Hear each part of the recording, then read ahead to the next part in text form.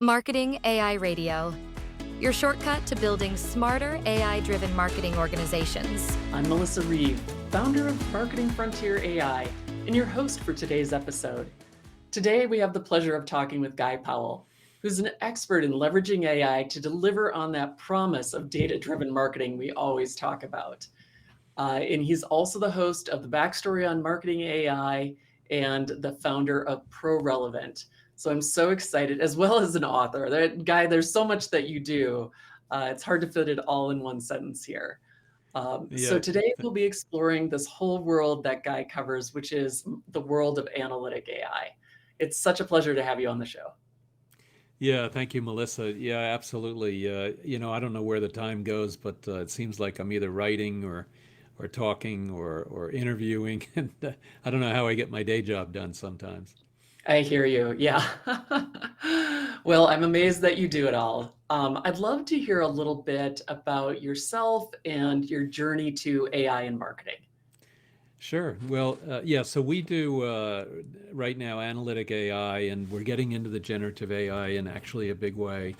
And, it's funny, when I got into the space that we're in now, which is marketing effectiveness and determining how effective your marketing is, and then using that as a way to significantly improve the brand position and the execution and generating more revenue.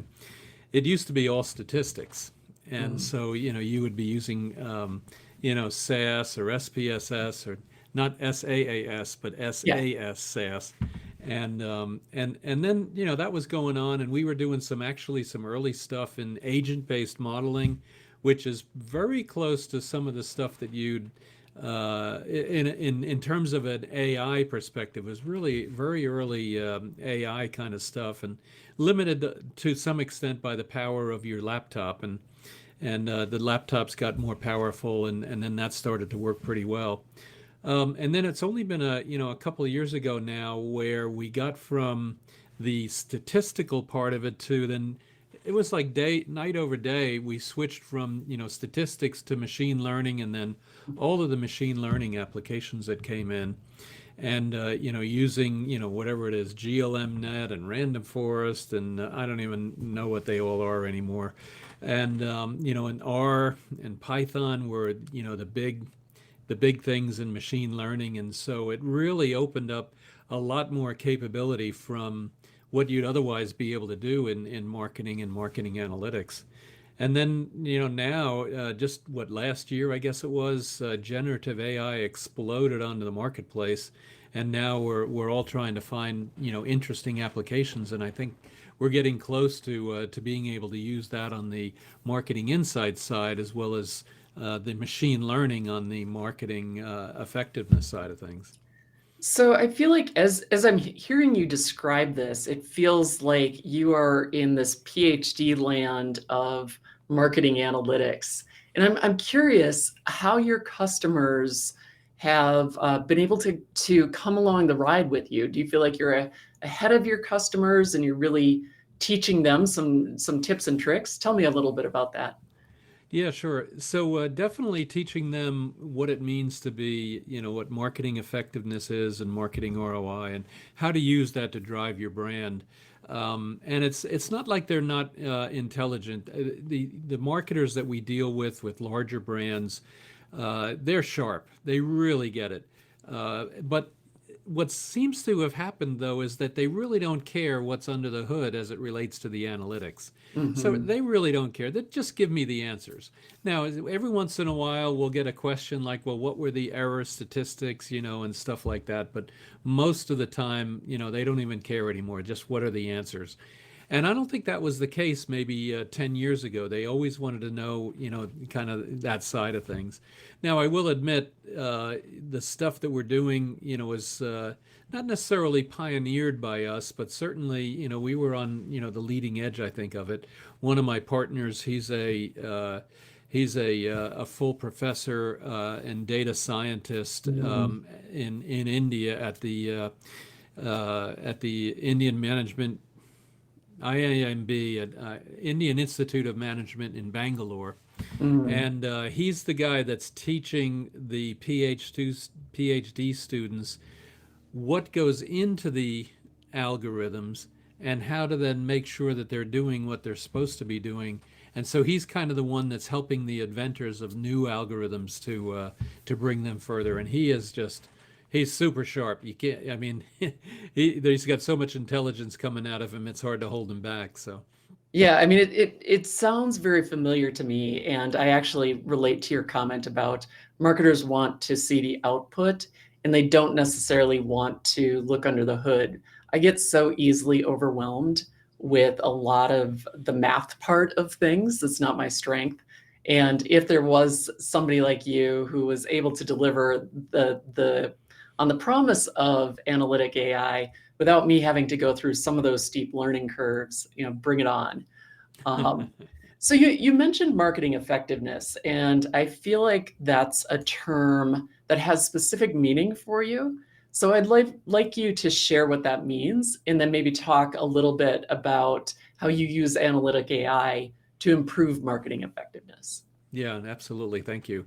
Well, marketing effectiveness as a top level term, certainly getting your targeting right is critical. If you want to have effective marketing, you want to make sure you're hitting the right people.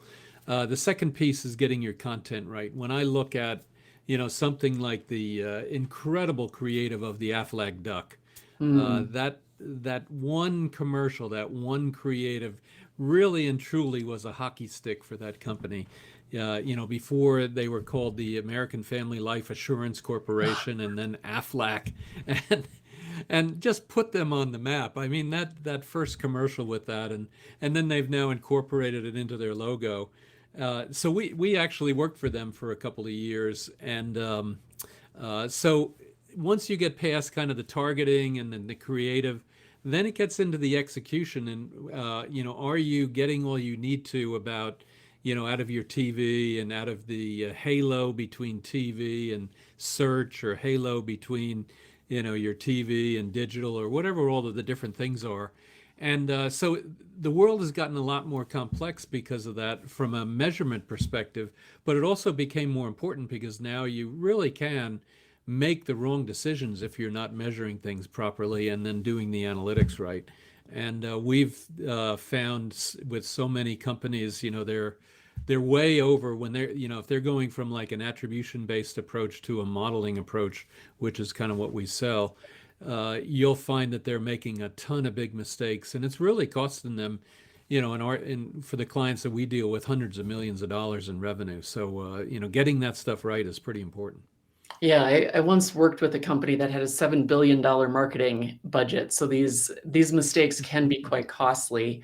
Can you give us a sense of what one of those mistakes might look like, and then how your system helps marketers to avoid those types of mistakes? Yeah, absolutely. One of the biggest ones is search, and I kind of mentioned that before.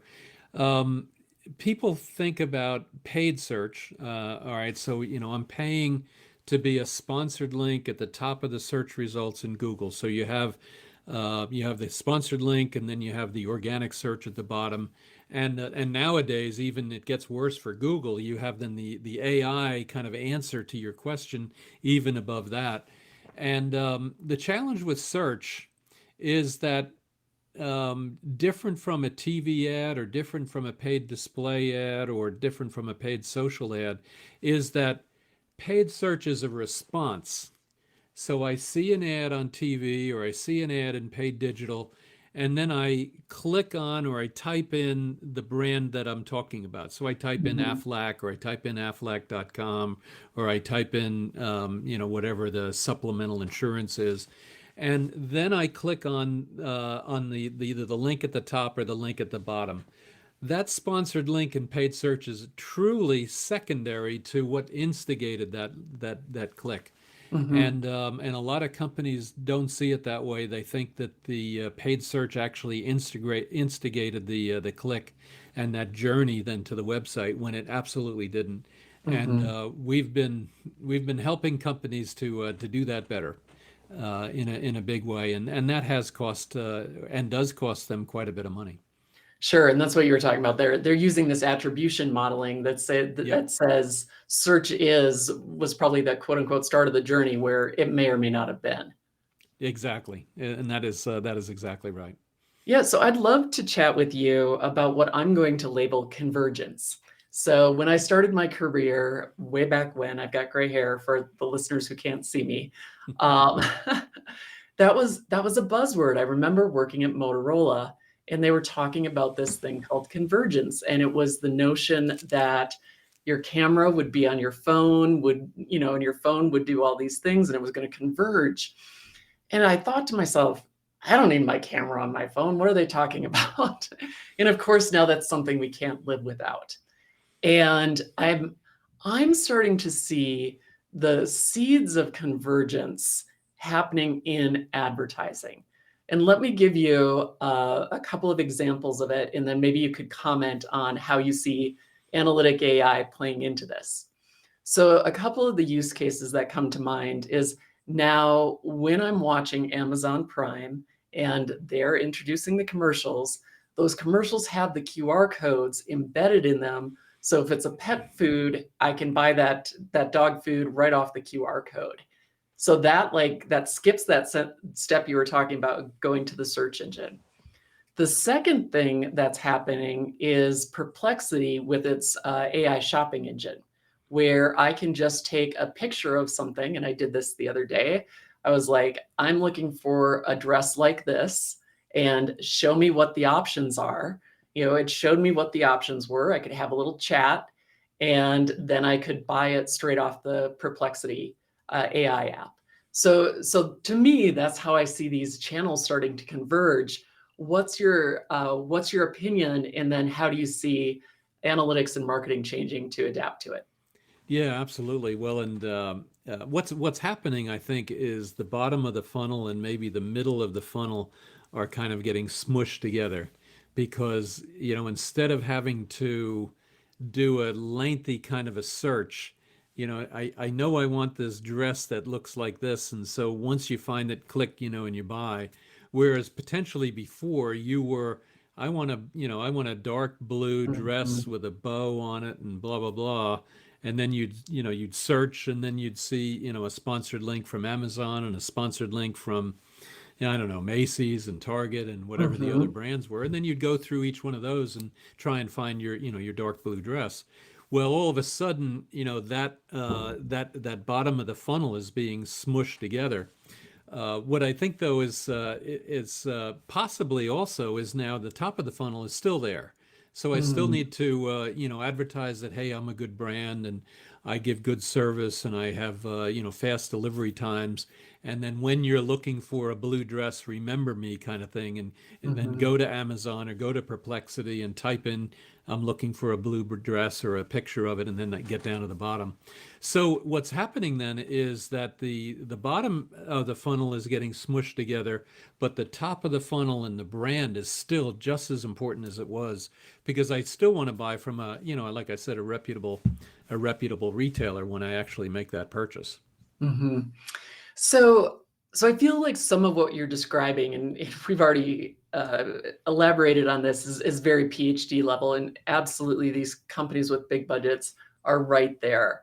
Um, how do you feel like the mainstream companies are using AI for their market research and insights? Well, what's going on is nowadays you can very easily, I think, do some very good using generative AI and ChatGPT for the kind of the mainstream. You can do some very good consumer kind of, well, maybe not consumer, but certainly category level research to understand what's going on in the category. I don't know if yet the prices have come down to where I can use the generative AI to be able to replace some of the functions that I might have otherwise had. I think that's still coming. I think we're probably maybe six, I don't know, maybe 6 months away. Maybe it's only 6 days away. I don't know. Yeah. But I think, very soon we're going to be able to use generative AI to kind of mimic a category, mimic the consumers that are in there, the personas and the segments that are in there, and then start to ask some very detailed questions as to, what's the best way to innovate this, what's the best next innovation on my product, or how does this creative Mhm. stand out against that creative, and things like that. I think we're a little bit away yet, but it's getting close. The bigger companies are just now getting into it, and once they kind of drive the technology innovation of this market research, then it's going to very quickly move down to the mid-size and the smaller companies. For sure. So I'm hearing you describe potentially new roles and responsibilities that could emerge with this shift in how we operate. Can you share your thoughts around that? Yeah, absolutely. Yeah, thank you. As you mentioned, I have a podcast, Backstory on Marketing and AI, and I had one of my interviewees on there, and we were talking, and we were kind of thinking about in marketing, the IT and infrastructure and expenditures are larger in marketing than they are in the rest of the company. Hmm. And a lot of these larger companies then actually have a kind of a VP level of technology or a VP of IT and marketing. And they actually report into the CMO and not into into the whatever it is, the administrative officer or the CFO. Well, Mhm. AI, in my opinion, is going to be just as important, if not more important. And so what's going to happen, I think, on these larger companies is you're going to want to have a VP of AI in marketing, because Mhm. AI is just such a game changer. And good news is that it is a game changer. Bad news is, though, that you do have some risks associated with it. And so, the marketers, they don't, and I'm guilty of this too, so I don't think it's a negative, but they're not necessarily looking at what the risks are with it, but they are Mhm. looking at what the rewards are.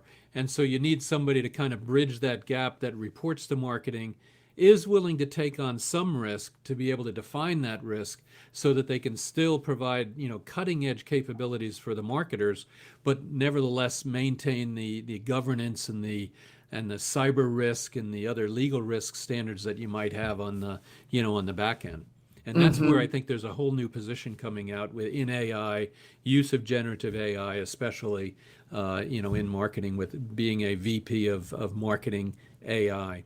Yeah, yeah, and I think in my world, I feel like that's one of many positions, and I feel like marketers are going to have to lean in hard to the technology, and they have a choice. It's like you lean in hard into the technical side. I found myself coding Python the other day, and never in my wildest dreams did I imagine myself coding Python. And it's kind of like the stats stuff that we talked about. I never imagined doing that either. But I think marketers will have to make that choice because the role is becoming more technical. Yes, AI is there to quote unquote help you code, and you still need a level of base knowledge. So it could be the VP of marketing AI. It could be multiple roles. I liked what you were saying about governance because somebody has to own the Hmm. governance. Can you talk a little bit about those ethical concerns Yeah. and the issues around governance? Yeah, absolutely. And so one of my other interviews that I did with a large brand, they're about a 7 billion, I think 8 billion or so, and they wanted to use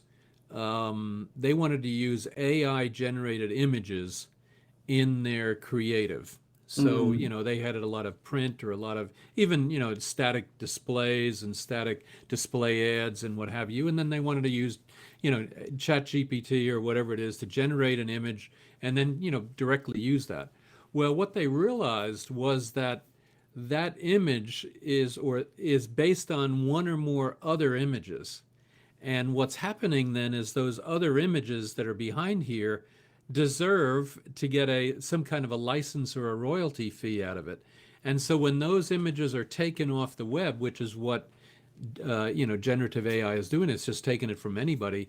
It's not paying a license fee to the actual originator and owner of that original image, and mhm, because you're using a derivative of that.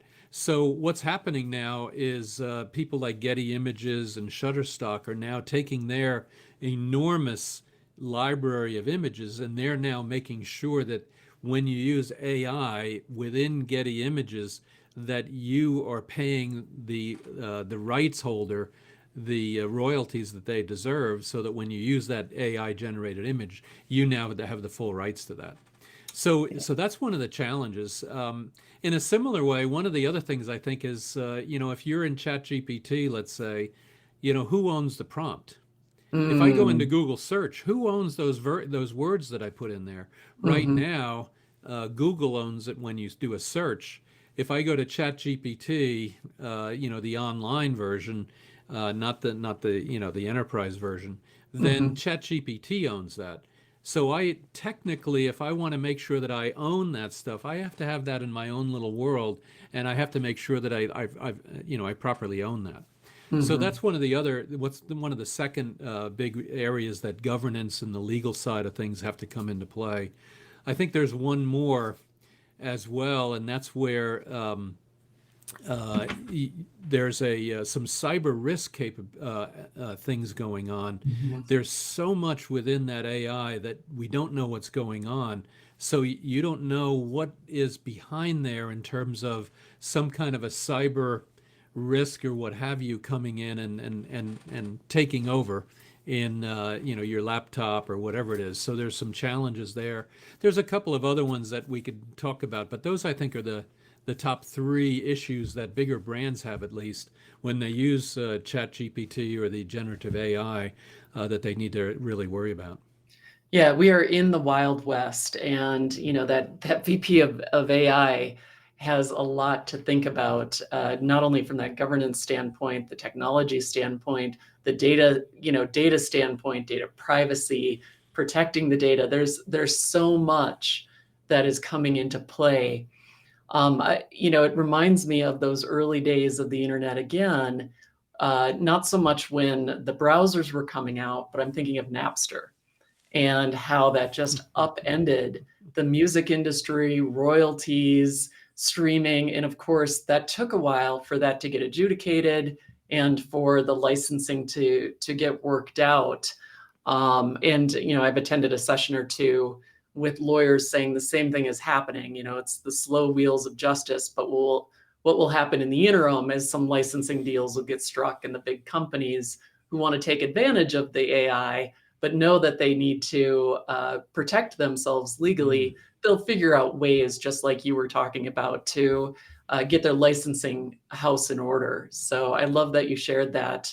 And for our listeners out there, really think through your use cases and usages, and also think through your organization's risk tolerance, because that plays into this too.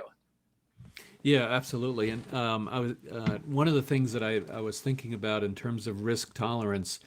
Um, uh, we've got a couple of banks as clients, and one of our bank clients is totally risk averse. They Mm, are not going to do, anything that might go up against the regulators, and maybe they've got good reason. Maybe the regulators have come down on them for other reasons, and so they're very, very careful.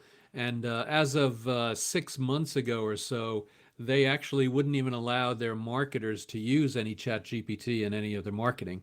Now, of course, the marketers were actually doing it. They were doing it on their yeah. phones and then copy and pasting it over.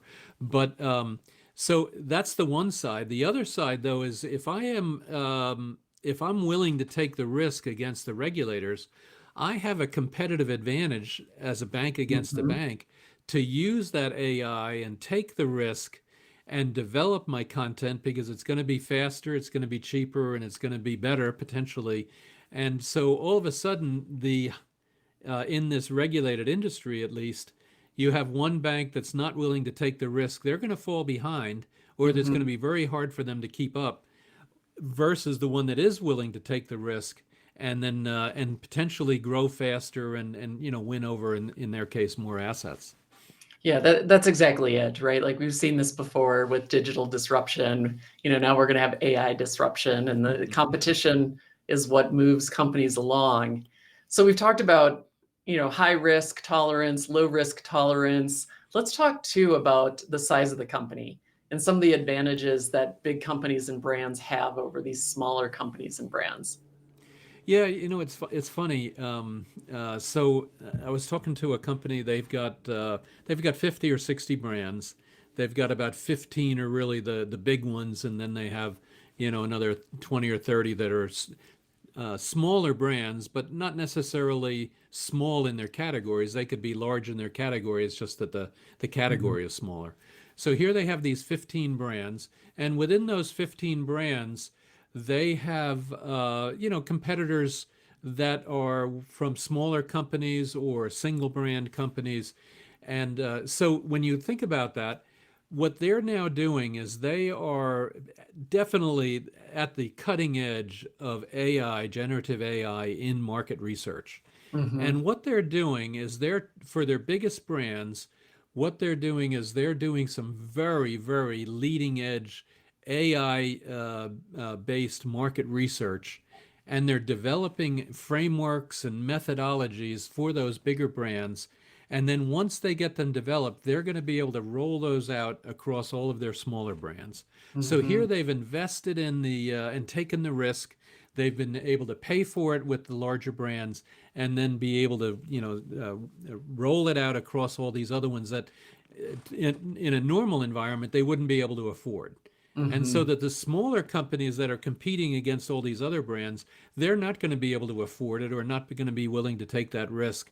And so they're going to end up losing because now that this big company with all these larger brands has the ability to roll out this capability. Now the challenge though for them is that they need somebody that is really willing to take on the business risk of doing that and being able to say, let's move forward with this. And I think that's that really says a lot about the management team and realizing and them realizing that AI, generative AI, is going to be such a driving force for their businesses and then even moving forward over the next 3 to 5 years. Mhm. Yeah, it's an interesting landscape for sure, and we see that on the technology side too. These companies with the really, really deep pockets, the Googles, the Microsoft, they're able to invest to move, entire parts of their business forward where Mm. other organizations just don't have those deep pockets to do it. Well, and I Uh, think it's not only deep pockets. I think it's also the combination of the deep pockets certainly, but also the willingness to take on the risk. yeah. Because I remember when I was we were like a middle-sized marketing middle-sized brand in a large market, and we were always afraid of the large guys. It's, oh man, they could just sneeze and we're gonna lose everything. And so Yeah. we're innovating and bobbing and weaving and doing all this kind of stuff. And we realized, after a while that, what we feared was that what they were doing was they were trying to schedule a meeting so that they could talk about it. And, so you kind of joke about it. Certainly, if they had the management wherewithal to say we have to make this change and then drive it through the company, then yes, they would be able to respond and not worry about scheduling the meeting but actually executing on something. And Mhm. I go back, I think about Bill Gates. I think it was when he said, hey, we're going to take whatever it was, 10% of the company, and we are now going to make Internet Explorer, I think it was, That's the de right. facto standard. Yeah. And he took more or less he took like the guts out of the whole company and said, we are going to do this. And Yeah. that took so much guts and so much to be able to steer the ship in another direction. And I think Mhm. that's what it takes for the larger companies. Mhm. Well, thanks for sharing that. I I want to switch gears here just a little bit and talk about um, people who are new graduates and people who are just new in the field of marketing who are facing this brand new landscape of AI analytics and AI and marketing. Maybe they didn't take any analytics classes in their marketing marketing career. Um, what are some of the challenges facing these graduates and what guidance would you give? Yeah, I've got two stories there. One that's probably more of a direct answer to your question is I teach twice a year as a guest lecturer over at Emory either in their MBA program or in their marketing program. And so I was just over there about 3-4 weeks ago doing my course, and the professor that actually owns the class, so to speak, I started asking him about it. I says, well, so what are you doing on AI? And one of the challenges that Emory has in particular is they do have a lot of foreign students, really diverse. It's an awesome capability, and that diversity of the international students really makes I think a really big positive difference. Well, but the problem that the international students have is that their English is a second language, so their grammar and their spelling might not be as good as as a native speaker. And so he said, listen, you can use AI all you want, and I encourage you to do so. But if you give me a paper that has bad grammar in it and bad spelling with it, I will not accept it, and you will have to redo it. Wow. Because you as the the student, I can put it into ChatGPT, and it'll write it perfectly. It'll fix it, totally. So that was kind of I think a total embrace of the way I think marketing and even college kids nowadays, and well, actually the institutions have to react to the availability of AI in their for their students. Yeah, they have to use it. It's like use it to create better quality, use it to create more, better, improve your thoughts. I love it. And so it sounds like you were going to go into a second point. Yeah, if I may. So I was I'm on the advisory board, the marketing advisory board for the Chattahoochee Technical College. It's a 2-year college. And so they have two kinds of graduates. They have kind of what I'd call knowledge workers, so marketers and accountants and things like that. And then they have welders and truck drivers and skilled laborers, whatever all those skills are. And so I was at this at a conference, and it was a working conference, and so it was our goal was to how can we help the school to improve the students when they graduate, that they're much more appropriate for the jobs that people are seeking. So near that school is the one of the Anheuser-Busch breweries, and so they need brewers and they need mechanics and all kinds of stuff, and so they have they're very very attuned to specifically that stuff. And so so the question was, so what are some of the challenges, you Guy being in the industry, that you're facing for new college kids? And so I started and I said, well, first of all, if your graduate doesn't come out of school knowing how to do AI, I will not hire him. And I think that's true. Why should I hire somebody and have to train them how to use AI? They have to. The institution cannot hold them back on AI. And then of course the discussion went around again, and then there was they were talking about welding and whatever, and then some of the teachers that were sitting at the table, they said, well, I realize, Guy, what you're saying about the knowledge worker and what you're looking at, but I also have many students, maybe even 20%, 30%, that may not have had breakfast, may not have had dinner the night before, may not have been able to take a shower that week, may not have slept in a bed but in a car. And it was kind of here I am in kind of a first world problem of this AI, and then I've got these other problems of just how do I live my life so that I can survival, really. It really was. So anyway, some interesting things that are going on, and hopefully the kids that are that are struggling, hopefully they will nevertheless get exposure to AI so that they can definitely get ahead in the world, even though they've had these enormous obstacles in front of them. Yeah. And as you and I know, life is a bell curve, and even though we're on the cutting edge here, thinking like AI is already landed and we're already late to the game, we know that this is going to play out for years and years. So hopefully there'll be time for people to catch up as well. Yeah, absolutely. So I'd love to close the show with a use case. So we've talked a lot about AI analytics. And so I'm a marketer and I'm wondering how I can interact with Guy and ProRelevant. Like, what are some of the use cases, or just pick one, that a marketer might have where they pick up the phone and say, Guy, I need your help? Yeah, absolutely. So uh, let me pick one out of healthcare because it's a very recent case, and healthcare and the provision of health services. So it's not the drugs or the medical equipment or whatever. It's the provision of the nursing and the physician services to treat your ailments and do a checkup or whatever it is. And you don't typically think of that as being marketing driven, Mm, and for a number of reasons. It's they're a non most of the providers are nonprofit, and so then they're not necessarily trying to generate a profit, but they are trying to generate a profit, but they yeah. can't distribute the profits. They have the profit Mhm. because they need cash flow. There's no question about it. You need to have a certain amount of cash flow.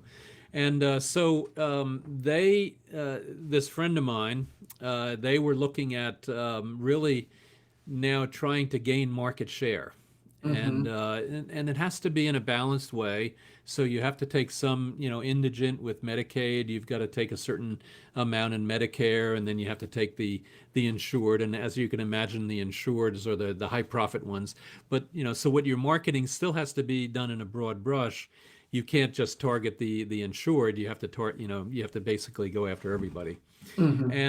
And you don't think about well, what does brand do to drive business to this healthcare provider, and how Mhm. does it take share, so to speak, away from some of the other ones?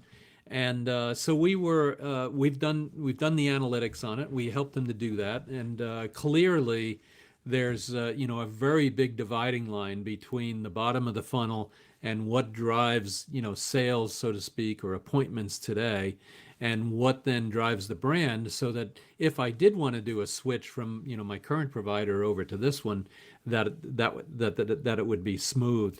And so and that was his kind of his business question. Guy, how well are we doing at the bottom of the funnel? Give me Mhm. the make me better there, because I'm Mhm. about to I want to spend a lot of money on this, but I also want to do better at building the brand because I need to make sure that we grow in the long term. And Mhm. that's probably one of the biggest use cases of our analytic AI that we do. Yeah, well, thanks for sharing that. And it's just fascinating. One of the things I love about marketing is looking under the hood to some of these different types of organizations and seeing the marketing challenges that they have. And that one's particularly fascinating. So if one of our listeners is saying, I have that problem, Guy, I've loved what you've been saying. What is the best way to reach out to you?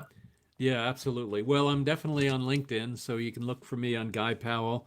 Our company is on LinkedIn, ProRelevant. Our website is prorelevant.com. So pro relevant, so be more relevant to your consumers. So ProRelevant, prorelevant.com. I've got a couple of books out, Marketing Machine. I've got Post-COVID Marketing Machine, and stay tuned for my AI Marketing Machine coming out. That'll hopefully be in the first quarter of next year.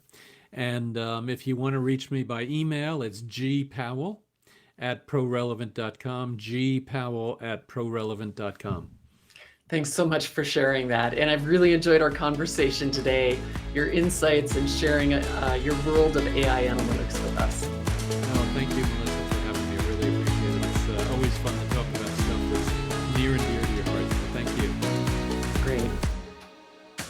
So thanks for listening to our show today. Be sure to subscribe so you never miss an episode. Check out marketingfrontier.ai for more resources, tools, and expert advice, including our hands-on marketing labs. And until next time, keep pushing the boundaries of what AI can do for your marketing.